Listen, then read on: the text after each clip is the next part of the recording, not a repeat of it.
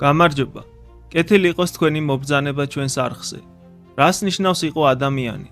არსებობს ზღვარი, რომლის გადაბიჯების შემდეგაც მორალი აზრს კარგავს. შეიძლება თუ არა, ადამიანის სიცოცხლის მოსპობა სიკეთის სახელით. დღეს ჩვენ სწორედ ამ კითხვებს უსვამთ საკუთარ თავს და პასუხების ძიებას ვიწყებთ ფიოდორ დოსტოევსკის უკვდავ შედევრში დანაშაული და სასჯელი. ეს არ არის უბრალოდ წიგნი, ეს არის ფსიქოლოგიური ლაბირინთი, სადაც იდეები კლავს, ხოლო დანაშაულის გრძნობა ადამიანის სულს განუწყვეტლივ ტანჯავს. ჩვენ გავაანალიზებთ არა მხოლოდ სიუჟეტს, არამედ იმ ფილოსოფიურ დინებებს, რომლებმაც ავტორი შთააგონა ნიჰილიზმიდან ეგზისტენციალურ კრიზისამდე. ეს იქნება სიღრმისეული ანალიზი, რომელიც მოითხოვს თქვენ სრულ ყურადღებას. სანამ 19 საუკუნის პეტერბურგის ბნელ ქუჩებში შევაბიჯებთ, თუ თქვენთვის ღირებული აღმოჩნდება ეს ვიდეო, გთხოვთ დააჭიროთ მოწონების ხილაკს და გამოიწეროთ არხი. ასევე გაგვიზიარეთ თქვენი აზრი კომენტარებში. რომანის სამყაროში შებიჯებამდე უნდა გავიგოთ, რა პირობებში იქმნებოდა იგი. ფიოდორ დოსტოევსკის ცხოვრება თავად იყო ტანჯვის, რწმენისა და უკიდურესობების რომანი. მისთვის გამსაზღვრელი იყო 1859 წელს დაპატიმრება და სასიკვდილო განაჩენი. წარმოიდგინეთ ახალგაზრდა მწერალი, რომელიც ესესაა ლიტერატურულ ასპარეზზე გამოჩნდა. დახვრეტის მოლოდინში დგას გაყინულ მოედანზე. ბოლო წუთს მეფის ბრძანებით მას განაჩენს უცვლიან კატორღით. ამ იმიტირებულმა სიკვდილით დასჯამ და ციმბირის საპყრობილეში გატარებულმა წლებმა, სადაც ის მკვლელებსა და მძარცველებს შორის ცხოვრობდა, მას ადამიანური ბუნების ისეთი სიღრმეები დაანახა, რასაც მხოლოდ წიგნებიდან ვერასდროს ისწავლიდა. ციმბირმა მას ასწავლა, რომ ადამიანი არის არსება, რომელსაც შეუძლია შეეგუოს ყველაფერს და რომ ყველაზე დაცემულ სულშიც კი შეიძლება სიკეთის ნაპერწკალი იმალებოდეს. სწორედ აქედან მოდის რომანის ცენტრალური თემები: დანაშაული, იზოლაცია, ტანჯვის გზით განწმენდა და მონანიების აუცილებლობა. რომანის წერის პერიოდში, 1860-იანი წლების შუაში, დოსტოევსკი კატასტროფულ ფინანსურ მდგომარეობაში იყო. მას კრედიტორები მოსვენებას არ აძლევდნენ. აზარტულ თამაშებზე დამოკიდებულება კი ვალების ჭაობში სულ უფრო ღრმად ზირავდა. დანაშაული და სასჯელი იწერებოდა სასოწარკვეთილებაში, თავის გადარჩენის ინსტინქტით. თითქოს ყოველი წუთი გადამწყვეტია, რაც იგრძნობა რომანის ყოველ გვერდზე. იმისთვის, რომ დანაშაულის ჩადენის მოტივები კარგად გავიაზროთ, პირველ რიგში უნდა გავიცნოთ ის სამყარო, რომელმაც დამნაშავე შექმნა. დანაშაული და სასჯელის პეტერბურგი უბრალო მოქმედების ადგილი არ არის. ის ცოცხალი, მოქმედი და ბოროტი პერსონაჟია. ეს არის ქალაქი, სადაც სიღატაკე გამანადგურებელია. არხებიდან ამოსული საშინელი სუნი დგას და მოოქროვილი სასახლეები მკვეთრ კონტრასტს ქმნის ღარიბი მოსახლეობის საცხოვრებლებთან. დოსტოევსკის ქალაქი ინტენსიური ფსიქოლოგიური წნეხის ადგილია. ეს ფიზიკური გარემო მისი მცხოვრებლების შინაგან მდგომარეობას ასახავს. დამრტყუნველი სიცხე, ხალხმრავლობა, კლაუსტროფობიული ოთახები. ეს ყველაფერი სასოწარკვეთის განცდას აძლიერებს. ეს არის ქალაქი, რომელიც თითქოს ადამიანურობას აცლის თავის მცხოვრებლებს და უკიდურესი ქმედებებისკენ უბიძგებს მათ. ამ ფიზიკურ სიღატაკეს ინტელექტუალური და სულიერი ქაოსი ემატება. 1860-იან წლებში რუსეთი უზარმაზარი სოციალური და ინტელექტუალური ცვლილებების ეპიცენტრში იყო. დასავლეთ ევროპიდან ახალი, რადიკალური ფილოსოფიები შემოდიოდა, რომლებიც ახალგაზრდა და განათლებული ადამიანების გონებას იპყრობდა.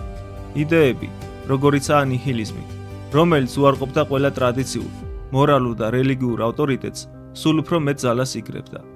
კიდევ ერთი პოპულარული ფილოსოფია იყო უტილიტარიზმი, მაცდური იდეა, რომლის მიხედვითაც ყველაზე მორალური ქმედება ისაა, რომელიც უდიდეს სიკეთეს მოუტანს უდიდეს რაოდენობას.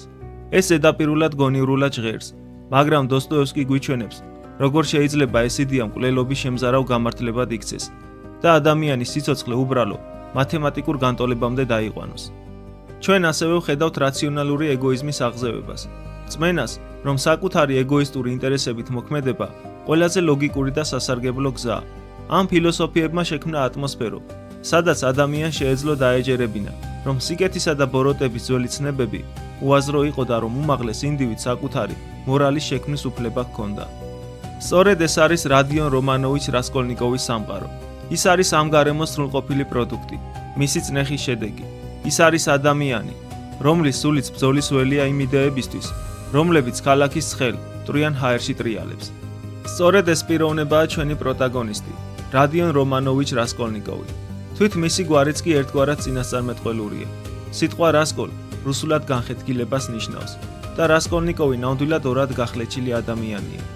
ერთი მხრივ ის ამაყი, საზოგადოებისგან გაუცხოებული ინტელექტუალია, რომელიც საკუთარ თავს სხვებზე მაღლა აყენებს და თვლის, რომ უმაღლესი მიზნებისთვის მორალური საზღვრების გადალახვის უფლება აქვს.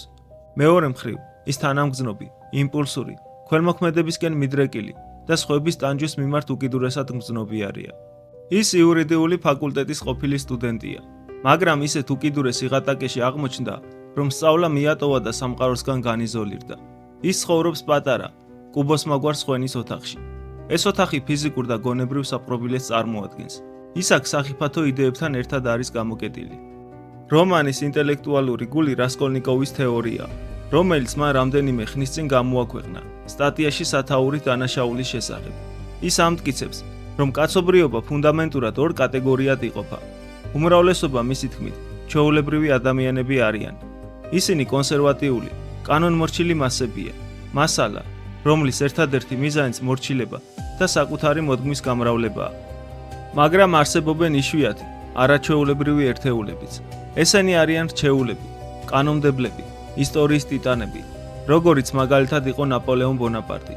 რასკოლნიკოვი ამტკიცებს, რომ ასეთი ადამიანები არ არიან შებოჭილი იმავე მორალური კანონებით, როგორც ჩვეულებრივი ადამიანები. მათ მოაქვთ ახალი სიტყვა, კაცობრიობის ახალი ხედვა და აქვთ შინაგანი უფლება და არ ღვიონ ძველი კანონები, რათა თავიანთი ხედვა განახორციელონ. გადამწყვეტი ისაა, რომ მას ჯერა, თითქოს ამ არაჩვეულებრივ ადამიანებს სისხლის ღრის შინაგანი უფლება აქვთ, თუ ეს მათი მიზნებისთვის აუცილებელია. მათ სინდი შეუძლია და უნდა გადააბიჯოს ადამიანის სიცოცხლის დაბრკოლებას, თუ ეს მათ გზაზე ეღობება. ისტორია მისი აზრით არ გმობს ნაპოლეონს ათასობით განწირული სიცოცხლისთვის. ის მას გმირად აღიარებს, მან შექმნა ახალი კანონები და შესაბამისად ძველ კანონებზე მაღლა დადგა. უკიდურესი სიღარიბითა და სამყაროში საკუთარი უსარგებლობის განცდით შეპყრობილი რასკოლნიკოვი ერთი შემზარავი კითხვით ხდება შეპყრობილი. რომელ კატეგორიას მიეკუთვნება ის? არის ის უბრალოდ კიდევ ერთი ტილი, მოკანკალი არსება, როგორც ყველა დანარჩენი, თუ არაჩვეულებრივი ადამიანი, ახალი ნაპოლეონი, რომელსაც აქვს უფლება სიკეთისა და ბოროტების მიღმა იმოქმედოს. ის გადაწყვეტს, რომ საკუთარი თავი უნდა გამოსცადოს. მან უნდა დაუმტკიცოს უპირველეს ყოვლისა საკუთარ თავს, რომ არაჩვეულებრივია და ამის ერთადერთი გზა მის იზოლირებულ, ცხელებით შეპყრობილ გონებაში დანაშაულის, კონკრეტულად მკვლელობის ჩადენაა. მან ეს უნდა ჩაიდინოს არა ანგარებით, არამედ როგორც წმინდა ნებისყოფის გამოცდის აქტი, რათა ნახოს, ნამდვილად აქვს თუ არა მას ამის უფლება. ამ საშინელი ექსპერიმენტის სამიზნე ალიონა ივანოვნაა, მოხუცი, ძუნწი მევახშე. ის თავის არჩევანს ცივი, უტილიტარული ლოგიკით ამართლებს. ის არის სასტიკი, პარაზიტი ტილი, რომელიც ღარიბებს ექსპლუატაციას უწევს. მისი სიკვდილი რასკოლნიკოვის აზრით საზოგადოებისთვის სასარგებლო იქნება. მის მიერ დაგროვებული ფული კი შეიძლება გამოყენებულ იქნას ათასობით გაღატაკებული ადამიანის დასახმარებლად. ის საკუთარ თავს ეუბნება, რომ მისი მოკლა დანაშაული კი არა, სოციალური სამართლიანობის უბრალო აქტია. ერთი უსარგებლო, ბოროტის სიცოცხლე ასობით კეთილი საქმის სანაცვლოდ. ეს შემზარავი გათვლაა და ის გვიჩვენებს, თუ რაოდენ დააშორა მისმა ინტელექტმა იგი თანდაყოლილ ადამიანურობას. ის ცდილობს საკუთარი გონებით გაამართლოს ინდისის გაჩუმება. მიუხედავად იმისა, რომ თეორია დანაშაულის ინტელექტუალურ საფუძველს ქმნის, დოსტოევსკი რამდენიმე ძლიერ ემოციურ იმპულსს გვიჩვენებს, რომლებიც რასკოლნიკოვს აბსტრაქტული ფიქრიდან კონკრეტული მოქმედებისკენ უბიძგებს. პირველი არის წერილი დედისგან, პულხერიასგან, წერილი სავსეა სიახლეებით, რომლებიც მას ტანჯავს და მისი გადაწყვეტილების ძლიერი კატალიზატორი ხდება. ის იგებს, რომ მისი საყვარელი და დუნია, უდიდესი ღირსებისა და ინტელექტის მქონე ქალი, დათანხმდა ცოლად გაყვეს პიოტრ პეტროვიჩ ლუჟინს. დედის აღწერიდან კი რასკოლნიკოვი მაშინვე ხვდება, რომ ლუჟინი პატივმოყვარე, ანგარებიანი და ამპარტავანი კაცია. ის ხვდება, რომ დუნია თავს იწირავს, უსიყვარულოდ ქორწინდება, მხოლოდ იმისთვის, რომ ის და დედამისი სიღარიბისგან იხსნას. ის ამ პრაგმატულ ქორწინებას ღირსეულ პროსტიტუციად აღიქვამს, მსხვერპლად, რომელსაც ვერ იტანს. ეს მას რისხვის, სირცხვილისა და უმწეობის ძლიერი კოქტეილი თავსებს. ის გრძნობს, რომ საკუთარი უმოქმედობა და სიღარიბე აიძულებს დასამ დამამცირებელ კავშირზე დათანხმდეს. ეს მის აბსტრაქტულ ძალაუფლების სრულის პიროვნულ ხასიათს ძენს. მან უნდა იმოქმედოს რათა დის მსხვერპლშეწირვა აღკვეთოს. წერილიდან ასევე ირკვევა, რომ დუნიას ადრე მისი ყოფილი დამსაქმებელი, დიდარი მემამული არკადი სვიდრიგაილოვი ავიწროებდა. ეს ამბავი კიდევ უფრო უღვივებს მას მრიცხანება სამყაროს მიმართ, რომელიც უდანაშაულოებსა და უძლურებს ჩაგრავს. წერილი ამყარებს მის გადაწყვეტილებას. ის გზნობს, რომ კონტროლი უნდა აიღოს ხელში და რომ მევახშის მოკლა არის გზა, მოიპოვოს ძალა და გადაარჩინოს ოჯახი. თუმცა მაშინაც კი, როცა ეს გარეგანი მოვლენები უბიძგებს დანაშაულის ჩადენისკენ, მისი სული განგაშტეხს. მას აქვს ღრმად შემაშფოთებელი, ერთ-ერთი ყველაზე ცნობილი და შემზარავი სიზმარი მთელ ლიტერატურაში. სიზმარი ნაცემი ცხენის შესახებ. 7 წლის რასკოლნიკოვი მამასთან ერთად სეინობს, როცა ხედავს თვრალი გლეხების ჯგუფს, რომლებიც ცდილობენ ბებერ ცხენს წარმოუდგენლად მძიმე ურემი გააზიდინო. ფლობელი გლეხი მიკოლკა ცხენის სასტიკ ცემას იწყებს. როცა ის მაინც ვერძრავს ურემს, ის და სხვა გლეხები სიცილითა და ყვირილით თავს ესხმიან ცხოველს, ურტყამენ მათრახები, ჯოხები და ბოლოს რკინის ღერძით კლავენ მას. ბავშვი რასკოლნიკოვი შეძრულია, ტირის და ბრბოში გზას მიიკვლევს, რათა ცხენის სისხლიან დრუნს აკოცოს. ის ამ სიზმრიდან ცივ ოფში გაწურული იღვიძებს. დაგეგმილი მკვლელობის მიმართ აბსოლუტური ზიზღით სავსე. ის ყვირის, ნუ მართლა ავიღებ ნაჯახს და დაუკრავ თავში. სიზმარი მისივე თანამგზნობის სულია, მისი თანდაყოლილი ადამიანობა, რომელიც მას უყვირის. უმწეო ცხენი უდანაშაულო მსხვერპლია. მიკოლკა კი მასში მყოფი თეორეტიკოსი, რომელიც უმოწყალოდ კლავს. ერთი წუთით ის უარს ამბობს თავის წყეულ ოცნებაზე. ეს შინაგანი ბრძოლა კიდევ უფრო ნათლად ჩანს პატარა, მაგრამ გადამწყვეტ სცენაში. რასკოლნიკოვი ბულვარში ხედავს ახალგაზრდა, დაბნეულ და აშკარად გაბრუებულ გოგონას, რომელსაც მტაცებელი კაცი უთვალთვალებს. მისი პირველი იმპულსური რეაქცია წმინდა თანაგრძნობაა. ის უპირისპირდება კაცს და პოლიციელს თავის ბოლო 20 კაპიკს აძლევს, რათა ეტლი დაიქირაოს და გოგონა სახლში უსაფრთხოდ მიიყვანოს. მაგრამ რამდენიმე წუთის შემდეგ მისი თეორეტიკოსი მხარე, შხამიანი ცინიზმი იღვიძებს. მე რა შუაში ვარ, ფიქრობს ის. ის ნანობს თავის აქციელს და მას უაზრობად მიიჩნევს. და ერთმანეთი ცოცხლად შეჭამა. ეს სცენა მისი შინაგანი ომის სრულყოფილი მიკროკოსმოსია. იმპულსური, ქრისტეს მიერი თანაგრძნობა ცივი, ნიჰილისტური ლოგიკის წინააღმდეგ. ბოლო გარეგანი ბიძგი მოდის მაშინ, როდესაც ის ტავერნაში შემთხვევით მოისმენს, როგორ საუბრობს გვერდით მაგიდასთან მჯდომი სტუდენტი, თავის მეგობარ ოფიცერთან. ისინი საუბრობენ ზუსტად იმ მოხუც მევახშეზე, ალიონა ივანოვნაზე. სტუდენტი ამბობს, მისმინე, ერთი სერიოზული კითხვა მინდა დაგისო. ერთი მხრივ ყავს სულელი, უაზრო, უღირსი ბოროტი, ავადმყოფი დედაბერი, რომელიც არავისთვისაა საჭირო და პირიქით, ყველასთვის საზიანოა.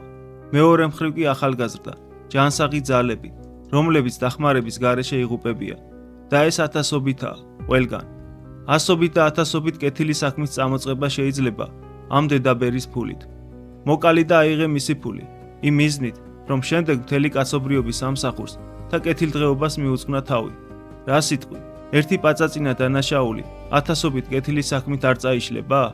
ერთი სიცოცხლის სანაცვლოდ ათასობით სიცოცხლე, სიღატაკისგან და გახსნისგან გადარჩენილი, ეს ხომ უბრალოდ არითმეტიკაა. ეს სიტყვები რასკოლნიკოვზე ელვისებურად მოქმედებს. ის, რასაც ის თავად გუბოსმაგვარ ოთახში, მარტოობაში ბოდავდა, ახლა საჯაროდ სხვისი პირით გაჟღერდა. ეს მას აჯერებს, რომ მისი იდეა არაა სიგიჟე, არამედ ლოგიკური დასკვნა, რომელთანაც სხვებიც მივიდნენ. ეს თითქოს ნიშანია, რომელიც მას მოქმედებისკენ უბიძგებს. თვითონ მკვლელობა აღწერილია არა როგორც ნებისყოფის გრანდიოზული, ფილოსოფიური აქტი, არამედ როგორც ბინძური, შემზარავი და მოუქნელი სასაკლაო. რასკოლნიკოვი თითქმის ტრანსში მოქმედებს. თითქოს მისი იდეა დაეუფლა მას და არა პირიქით. ის თავს ესხმის ალიონა ივანოვნას ნაჯახის ყუით. სცენა შემზარავი, ქაოსური და საშინლად რეალურია. ის არაფრით გავს იმ სუფთა, ინტელექტუალურ დანაშაულს, რომელიც მას წარმოედგინა. შემდეგ საშინელება მრავლდება და მისი თეორია სრულად ინგრევა. როცა ის ფულს ეძებს, მოულოდნელად ბრუნდება მევახშის თვინიერი, უდანაშაულო ნახევარდა, ლიზავეტა ივანოვნა. ლიზავეტა უბრალო, მორწმუნე და მუდმივად ჩაგრული სულია, რომელიც ბავშვს გავს. ის შემოდის დანაშაულის ადგილას და იმდენად შეშინებულია, რომ ყვირილსაც ვერ ახერხებს, მხოლოდ ჩურჩულებს. წმინდა, ცხოველური პანიკის მომენტში, ყოველგვარი თეორიისა და გამართლების გარეშე, რასკოლნიკოვი მასაც კლავს, ამჯერად ნაჯახის პირით. ეს მეორე, დაუგეგმავი მკვლელობა, სრულად ანგრევს მის მთელ ინტელექტუალურ კონსტრუქციას. ლიზავეტას მოკლაში არანაირი უმაღლესი სიკეთი არ იყო. ეს იყო სასოწარკვეთილი, მახინჯი თავდაცვის აქტი. იმ მომენტში ის საკუთარ თავს უმტკიცებს, რომ ის არ არის ცივი, რაციონალური ნაპოლეონი, რომელიც კანონზე მაღლა დგას. ის უბრალოდ შეშინებული მკვლელია, უდანაშაულო სისხლში ამოსვლილი. მისი გრანდიოზული ექსპერიმენტი ყისიერი, კატასტროფული მარცხით მთავრდება. მისი გაქცევა აუტანელი, დაძაბულობის სცენაა. ის ურდულს ებრძვის, ესმის ნაბიჯების ხმა და იძულებულია მეზობელ ცარიელ ბინაში დაიმალოს, სანამ ახალი მოსულები ცხედრებს აღმოაჩენენ. ის ახერხებს კორპუსიდან შეუმჩნევლად გამოსვლას, ბრუნდება თავის პატარა ოთახში და ნახევრად ბოდვით ცხელებაში ვარდება. მისმა დანაშაულმა ის არ გაათავისუფლა. მან ის პარანოიის, ავადმყოფობისა და ღრმა სულიერის ნეულების საპყრობილეში ჩააგდო. მისი სასჯელის აღსრულება დაიწყო, მაგრამ ის არ ისჯება კანონით, არამედ მისივე დანგრეული ცნობიერების მეშვეობით. უშუალო შედეგები დანაშაულის გრძნობის უნიკალური აღწერაა. მას პოლიცია კი არ მისდევს, არამედ საკუთარი გონება. მას აწამებს კოშმარები, აღმოჩენის მუდმივი, მღრნელი შიში, კარზე ყოველი კაკუნი, ყოველი მოსმენილი საუბარი, უცხოს ყოველი გამოხედვა მას პანიკაში აგდებს. ის გრძნობს გადაულახა უბსკულს, საკუთარ თავსა და დანარჩენ კაცობრიობას შორის. დოსტოევსკი წერს, რომ ისეთი გრძნობა ჰქონდა, თითქოს მაგრატილთ მოეჭრა ყველასგან და ყველაფრისგან. ის სრულიად მარტოა, მან მოკლა არა მხოლოდ ორი ქალი, არამედ საკუთარი სულიც და მისი ავადმყოფობა ამ სულიერი სიკვდილის ფიზიკური გამოვლინებაა. რასკოლნიკოვის სასჯელი იწყება დიდი ხნით ადრე, სანამ კანონი მასზე ეჭვს მიიტანს. მისი პირველი დიდი გამოცდა დგება, როდესაც ის პოლიციის განყოფილებაში გამოძახების უწყებას იღებს. ის შეშინებულია, მაგრამ მაინც მიდის და აღმოაჩენს, რომ ის მკვლელობებისთვის არ გამოუძახიათ. მისმა ბინის პატრონმა ვადაგადაცილებული ქირის გამოუჩივლა. ირონია გამაოგნებელია, სანამ მას ამაზრზენი დანაშაული შთანთქავს, ბიუროკრატიული სამყარო თავისი წვრილმანი ჩვეულებრივი საქმეებით აგრძელებს ცხოვრებას. თუმცა განყოფილებაში ლოდინისას ატმოსფერო აუტანელი ხდება. ის შემთხვევით ისმენს, როგორ საუბრობენ ოფიცრები ილია პეტროვიჩი და ნიკოდიმ ფომიჩი მკვლელობების დეტალებზე. ფსიქოლოგიური წნეხი აუტანელი ხდება. შინაგანი პანიკითა და განყოფილების დამრტყმელი ჰაერით შეპყრობილი რასკოლნიკოვი გონებას კარგავს. ეს ქმედება, გამოწვეული მისი დაძაბულობით, არაფერს იძლევა, გარდა იმისა, რომ მეჭვის პირველ მარცვალს თესავს ოფიცრების, განსაკუთრებით კი კლერკ ზამიატოვის გონებაში, რომელიც მის უცნაურ ქცევას ამჩნევს. მისი შემდეგი აკვიატება სამხილების მოშორებაა. მან მოიპარა პატარა საფულე და რამდენიმე იაფასიანი ნივთი. უმნიშვნელო ნადავლი ასეთი ამაზრზენის აქციელისთვის. ის ქალაქში დაბნეული დადის, ფიქრობს ნივთები არხში გადაყაროს, მაგრამ მუდმივად პარანოია აქვს, რომ უთვალთვალებენ. ბოლოს ის პოულობს დიდ ქვას, უკაცრიელ ეზოში და მოპარულ ნივთებს მის ქვეშ მალავს. ის წამიერ შვებას გრძნობს, მაგრამ ეს წარმავალია. ნამდვილი სამხილი მის გონებაშია ჩაკეტილი. მისი ავადმყოფობა უარესდება და ის დღეების განმავლობაში თავის ოთახში წევს.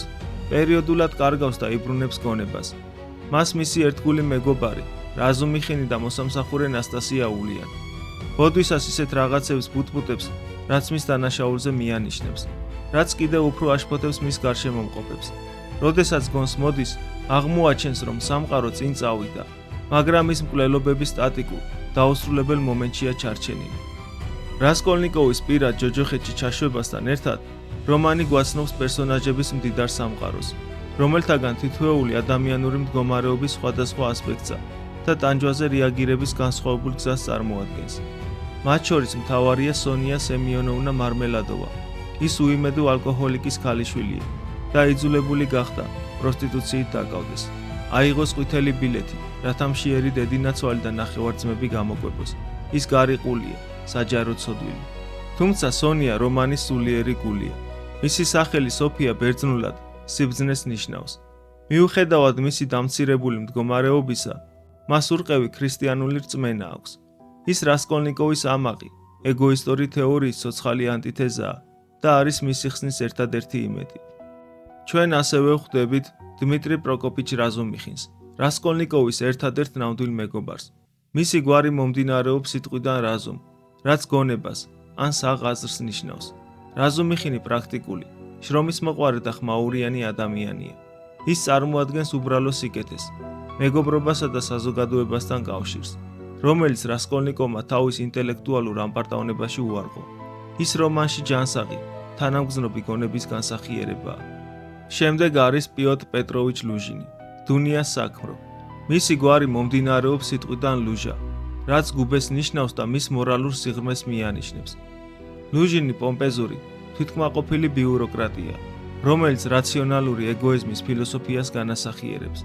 ის ზედაპირული, ანგარებიანი კაცია, რომელსაც დუნიაზე დაქორწინება ზუსტად იმიტომ სურს, რომ მისი სიღარიბე მას სამუდამოდ დავალებულად და მორჩილად აქცევს. რასკოლნიკოვი ლუჟინში ხედავს საკუთარი ეგოისტური იდეოლოგიის ამაზრზე, სოციალურად მისაღებ ვერსიას და მაშინვე სრულდება იგი. ლუჟინის, როგორც საზღარი ცილის მწამებლის, საბოლოო მხილებაა, როდესაც ის ცდილობს სონიას ქურდობა დააბრალოს, რათა რასკოლნიკოვს ავნოს. ასევე არის ბნელი და იდუმალი არკადი ივანოვიჩ სვიდრიგაილოვი. ის დუნიას ყოფილი დამსაქმებელია, დიდარი, გარყვნილი პედონისტი, რომელზეც ამბობენ, რომ რამდენიმე ადამიანის, მათ შორის საკუთარი ცოლის სიკვდილში მიუძღვის ბრალი. სვიდრიგაილოვი რასკოლნიკოვის შემზარავი ბნელი სარკია. ის არის ის, რადგან რასკოლნიკოვი შეიძლება იქცეს, თუ მართლაც მოახერხებს საკუთარი სინდისის მოკვლას. სვიდრიგაილოვი არის ადამიანი, რომელმაც გადააბიჯა ყველა მორალურ ზღვარს, არა თეორიისთვის, არამედ წმინდა გზნობითი სიამოვნებისთვის და მეორე მხარეს მან მხოლოდ სულისშემძვრელი მოწყინება და ეგზისტენციალური სასოწარკვეთა იპოვა. მისი გზა ნიჰილიზმის ჩიხს წარმოადგენს, გზას, რომელსაც მხოლოდ თვითგანადგურებისკენ მივყავართ. რომანის ერთ-ერთი ყველაზე საინტერესო ელემენტია ინტელექტუალური დუელების სერია რასკოლნიკოვსა და ბრწყინვალე გამომძიებელს, პორფირი პეტროვიჩ შორის. პორფირი ახალი ტიპის კანონის მსახურს წარმოადგენს. ის უარს ამბობს ტრადიციულ მტკიცებულებებზე და სანაცვლოდ ეყრდნობა თავის ღრმა ცოდნას კრიმინალურ ფსიქოლოგიაში. ის სულის მონადირია. პორფირი რასკოლნიკოვს ეჭვს მაშინვე იღებს, არა ფიზიკური სამხილების გამო, არამედ იმიტომ, რომ წაკითხული აქვს რასკოლნიკოვის სტატია და ინტუიციურად ხვდება იმ ადამიანის ფსიქოლოგიას, ვინც ის დაწერა. მათი სამი შეხვედრა სავსეა ფსიქოლოგიური დაძაბულობით. მოდით, უფრო დეტალურად შევჩერდეთ მათ პირველ შეხვედრაზე. პორფირი რასკოლნიკოვს თავისთან იბარებს, თითქოს და ფორმალობისთვის, გირაოს გამო. საუბარი უწყინარად იწყება, მაგრამ მალევე პორფირის მოყავს რასკოლნიკოვის სტატია დანაშაულის შესახებ. პორფირი თითქოს უდარდელად მიმართავს რასკოლნიკოვს. თქვენ სტატიაში, რამდენადაც მახსოვს, ამტკიცებდით, რომ არსებობენ ადამიანები, რომლებსაც აქვს სრული უფლება ჩაიდინონ ყველანაირი უმსგავსობა და დანაშაული და რომ კანონი მათთვის თითქოს არ არსებობს. რასკოლნიკოვი ცდილობს სიმშვიდე შეინარჩუნოს. სულაც არა, თუმცა ვაღიარებ, თქვენ თითქმის სწორად გადმოეცით ჩემი აზრი. ერთადერთი განსხვავება ისაა, რომ ეს სულაც არ ვამტკიცებ, რომ არაჩვეულებრივ ადამიანებმა აუცილებლად უნდა ჩაიდინონ ბოროტმოქმედება.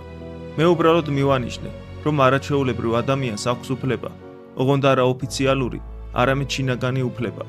მისცეს თავის სინდის ნება, გადააბიჯოს ზოგიერთ დაბრკოლებას. პორფირი თვალებში უყურებს.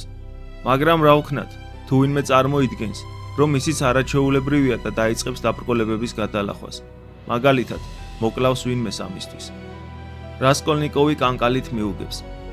ასეთი შემთხვევები შესაძლებელია. ამ დიალოგში პორფირი არაფერს ამტკიცებს. ის მხოლოდ კითხვებს სვამს. ის საშუალებას აძლევს რასკოლნიკოვს დაიცვას თავისი თეორია მის ლოგიკურ, კვლელობამდე მისულ დასკვნამდე. ის ეთამაშება მის სიამაყეს, აიძულებს ინტელექტუალურად გაამართლოს ის, რაც პრაქტიკაში ჩაიდინა. რასკოლნიკოვი ხვდება, რომ მახეშია, მაგრამ უკან დახევა აღარ შეუძლია. დაძაბულობა ყოველ წამს იზრდება.